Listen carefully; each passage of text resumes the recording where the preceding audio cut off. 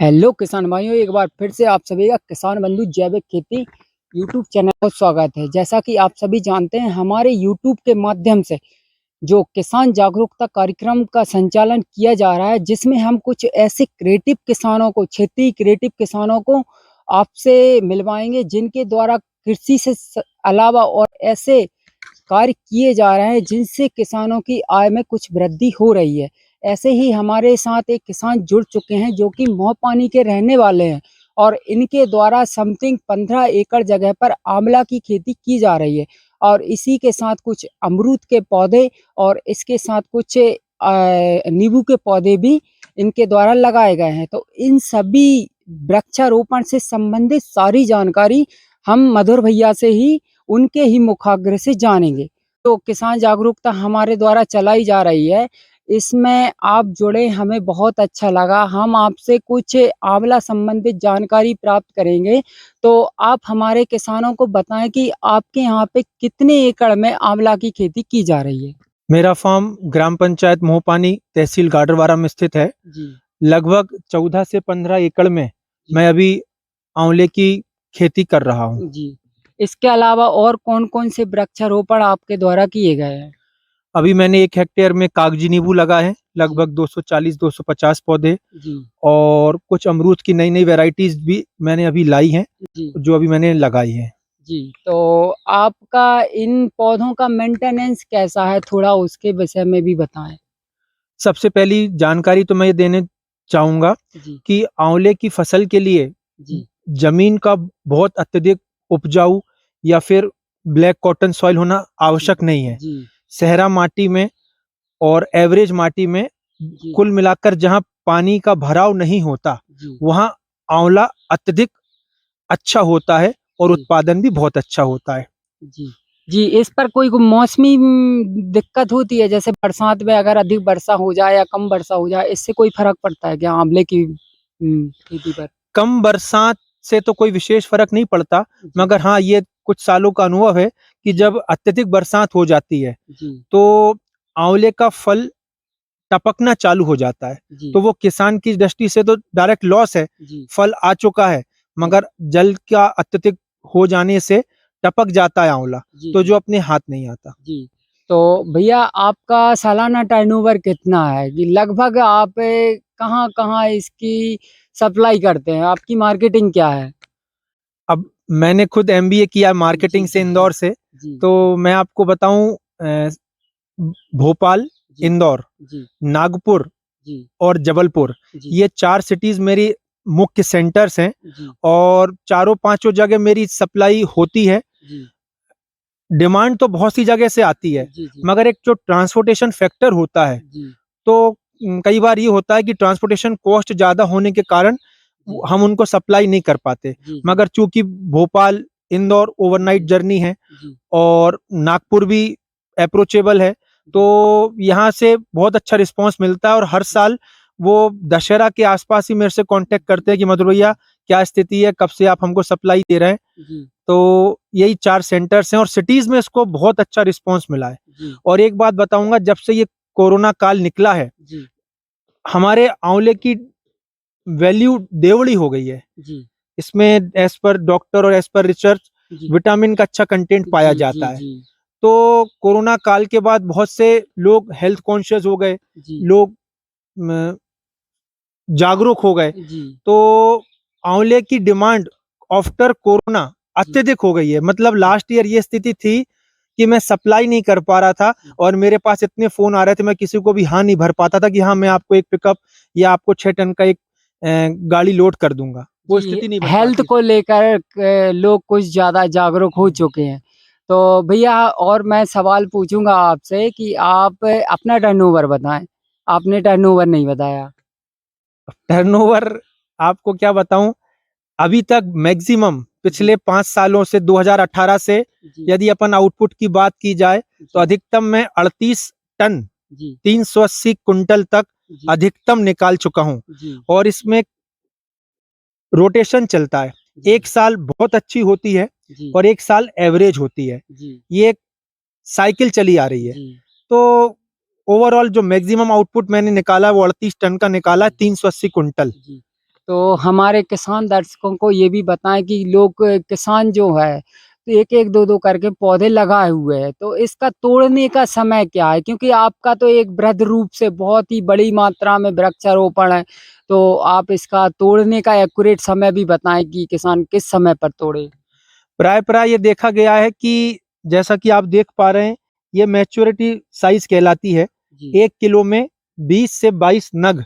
जी 1 kilo में जब 20 से 22 नग चढ़ जाएँ, जी तो अपन को समझना चाहिए कि अपना आंवला लगभग टूटने लायक हो गया है। जी और लगभग दशहरा के बाद जी मैच्योरनेस आंवले में आ जाती है। जी डिपेंड करता है वेदर कंडीशंस पे, जी बट नियर बाय दशहरा के बाद आंवला टूटने योग्य हो जाता है। जी और 14 एकड़ में आंवला है, ऐसा तो पॉसिबल है नहीं कि हम एकदम से पूरा तोड़ जी देंगे। जी जी तो हम तोड़ाई का लग्गा दशहरा के बाद लगा देते हैं। जी 1.5 से 2 महीने, सवा 2 महीने तो लगते हैं, जैसा-जैसा ऑर्डर आते जाता है। जी और नसेनी लगवाकर जी सामने वाली पार्टी इसकी कंडीशन रहती है कि चाचा जी हमको टूटा हुआ माल, हाथ से टूटा हुआ माल चाहिए, गिरा हुआ माल नहीं चाहिए। जी तो हमारे पास एस शेप वाली नसेनी है, लेबर कॉस्टिंग ज़्यादा आती है, मगर हम अपनी पूरी पार्टीज की डिमांड पे और उनके सेटिस्फेक्शन लेवल पे खड़े उतरे हैं, तो आज वो हमको प्रायोरिटी पे हमारा आंवला और बहुत अच्छे दाम पे लेती है। जी जी जो उपजाऊ जमीन नहीं है उन पर किसानों को क्या इसकी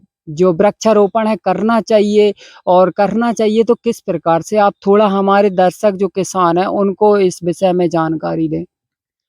मैं अपने किसान साथियों को ये कहना चाहता हूँ कि परंपरागत खेती के साथ-साथ जी कुछ परसेंट 25-30% आपकी जो भी ज़मीन है, उसमें आप हॉर्टिकल्चर या फिर फलदार खेती करें। जी गेहूँ, चना, धान, सोयाबीन, ये सब चीज़ें तो अच्छी हैं, जी मगर ओवरऑल जो भी आपके पास ज़मीन है, जी उसका 25 से 30% फलदार चीज़ों में आइए। आगे आने वाला भविष्य जी हॉर्टिकल्चर का है, परंपरागत खेती करना है, करना चाहिए और अपन आगे भी करेंगे। जी मगर उसमें से कुछ हिस्सा तो आपको अवश्य रूप में जी चाहे आप जाम का बगीचा तैयार कर लें, एक जी से एक वैराइटीज़ आ गई हैं। जी आप आंवले का बगीचा तैयार कर लें। जी मैं अपना कॉन्टैक्ट नंबर आपसे शेयर कर लूँगा, जो संभव सहायता और जो गाइडेंस और जी मार्गदर्शन आपके चैनल के माध्यम से हो सकता है, जी मैं वो दे दूँगा।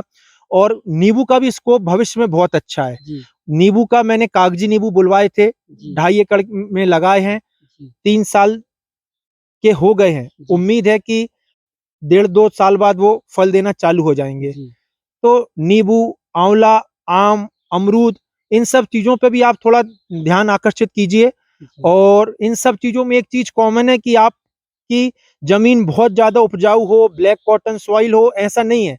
19-20 ज़मीन हो, सहरा माटी हो, पीली माटी हो, ये सब फलदार चीज़ें अच्छी होती हैं। जी, तो जैसा भैया ने हमको बताया आंवले से संबंधित जानकारी, तो एक बात और मैं भैया पूछना चाहूँगा, आपका जो अनुभव है इतने समय से जो आप आंवले की खेती कर रहे हैं, तो किसानों के बीच में अपना थोड़ा-सा भी अनुभव रखें कि आपको करते हुए किसी चीज़ की समस्या या फिर समाधान, मार्केटिंग से संबंधित समाधान या कोई विभागीय समस्या, इससे थोड़ा हमारे दर्शकों को मार्गदर्शन दें।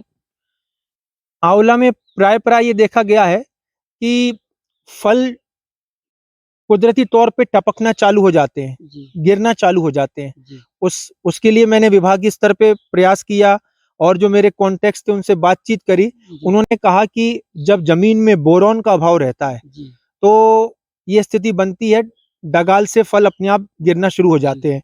तो मैंने लास्ट ईयर सॉइल ट्रीटमेंट किया, बोरॉन ग्रैन्युअल फॉर्म में डाली जी, और फ्रूटनिंग स्टेज पे ट्रैक्टर वाले पंप से मेरे पूरे आंवलों में, जी, 14 एकड़ में आंवला है, जी, लगभग 1 एकड़ में 1 टैंक लगा था, जी, 14 से 17 टैंक मैंने डाले थे और जी, सब में फ्लावरिंग स्टेज पे मैंने एक स्प्रे किया था। जी, और गर्मी के दिनों में दीमक हावी ना होए अपने पेड़ पर, तो 5-5 फुट की हाइट पर, 6-6 फुट की हाइट तक जी, चूना, लाइम जी, और नीला थोथा, जी, इनको पुतवाता हूँ, मेंटेनेंस करता हूँ। गुड़ाई, निंदाई आप देख पा रहे हैं, मेरा पूरा प्लॉट कचड़ा ना के बराबर है। जी, इसको मैं एक इन्वेस्टमेंट के रूप में लेता हूँ। यदि जी, अपनी लेबर लग रही है, जी, मिनी ट्रैक्टर बुलवा के अपन बखन्नी करवा रहे हैं, कल्टीवेशन करवा रहे हैं, तो ये आप इसको अपना खर्चा ना मानें। जी, इसको आप डेवलपमेंट और इन्वेस्टमेंट का पार्ट माने और उसी से अपन को ये सब रिटर्न मिल रहा जी, है, खुशहाली जी। आ रही है।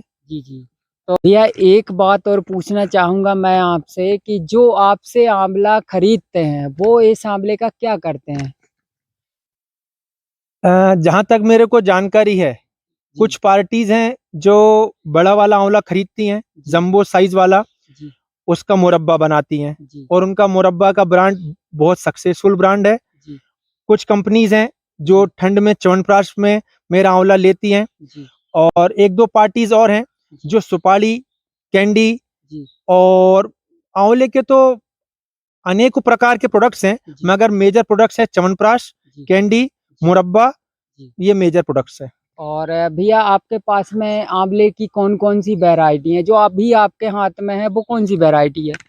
अब ये बेसिकली आप देख पा रहे हैं, ये थोड़ा मोदक मोदक अपन जो गणेश जी को भोग लगाते हैं, जी, मोदक शेप का आंवला है। जी, तो हमने तो इसको नाम ही दे दिया था आज से 4-5 साल पहले मोदक वाला जी, आंवला। जी, ऊपर आप देख पा रहे हैं थोड़ी-सी टोन निकली हुई है। जी, 8 दिन बाद और ये परिपक्व हो जाएगा। जी, तो इसकी एक्स्ट्रा डिमांड है। जी, इसमें जो हमसे आंवले लेते हैं, जी, वो सबसे पहले प्रायोरिटी पे यही कहते हैं कि मधुर भैया, हमको सबसे पहले आप मोदक आंवला भिजवा दीजिए। जी, जी, तो मैं उनसे पूछता हूँ, भाई मोदक के साथ-साथ दूसरी वैराइटीज़ भी? बोले नहीं, मोदक का एक अलग ही टेस्ट है, एक अलग ही आउटपुट है और उसमें जो भी कंटेंट रहता है उनकी फैक्ट्री नॉर्म्स के हिसाब से, जी, वो 100% मोदक आंवले में फुलफिल होता है। जी, जी, मेरे पास NS 27, चकला, ये मुख्य वैराइटीज़ हैं। जी, हाइब्रिड आंवला मेरे फार्म पे नहीं है, जी, आपको देसी आंवला मिल जाएगा, उसकी मैं कली बनवाता हूँ, जी, चुरोकर गुठली अलग करके कली बनती है जो छिंदवाड़ा में बिकती है जी, और ग्रीन जो बड़ा वाला आंवला है, ये 80% जी। सीधा पार्टीज़ को देता हूँ। तो भैया ने हमें बहुत अच्छी जानकारी दी और ये हमारे मोहपानी के रहने वाले मधुर चाचा जी हैं, जो चाचा जी के नाम से जिनका परिवार जाना जाता है। और इनसे अगर किसी भाई साहब को कांटेक्ट करना है और अगर जानकारी लेना है, आंवला संबंधित हो गया या फिर अमरूद से संबंधित जानकारी हो गई और भी इनके द्वारा क्रिएटिव कार्य किए जाते हैं जो किसानी से ही संबंधित हैं। मैं कमेंट बॉक्स में इनका नंबर कमेंट कर दूँगा, अगर किसी भाई साहब को इनका नंबर चाहिए तो आप उस नंबर पे कॉन्टैक्ट कर सकते हैं। चलते-चलते हुए मैं मधुर भैया से एक और बात पूछूँगा कि हमारे द्वारा जो किसान जागरूकता कार्यक्रम चलाया जा रहा है, उस विषय में क्या कहेंगे? क्या किसानों को जो हमने जानकारी उपलब्ध कराई है, वो उनके लिए लाभदायक है?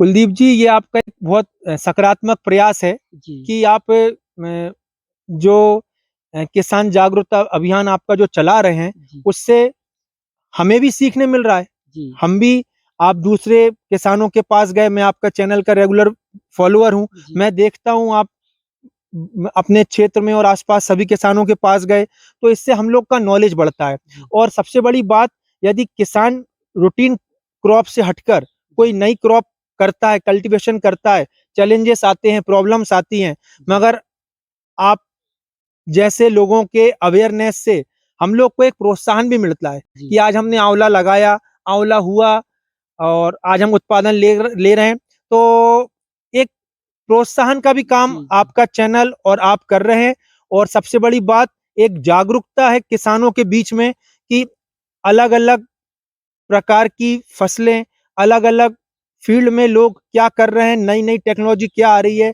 क्या लेटेस्ट क्रिएटिव आइडियाज़ और कॉन्सेप्ट किसानों के मन में है और किसान क्या करना चाहता है। जी, तो ये एक बहुत अच्छा प्लेटफ़ॉर्म आपने प्रोवाइड किया। मैं आपकी आपकी इस चैनल के माध्यम से आपकी भी तारीफ़ करूँगा और पूरी टीम की तारीफ़ करूँगा, जो आप ऐसी जागरूकता अभियान किसानों के बीच में चला रहे हैं। जी, थैंक यू सो मच भैया हमसे बात करने के लिए। तो भैया ने हमारा आभार व्यक्त किया और आपका भी हमें सपोर्ट चाहिए कि इस वीडियो को शेयर करें, लाइक करें और हमारे चैनल को सब्सक्राइब करें, जिससे कि अधिक लोग इस वीडियो को देख सकें और हमारे जो कृषक लोग हैं, वो कृषि के अलावा और भी दूसरे क्षेत्रों में कार्य कर सकें और अपनी आय को दोगुना कर सकें। इसी के साथ जय हिंद, जय भारत, जय किसान।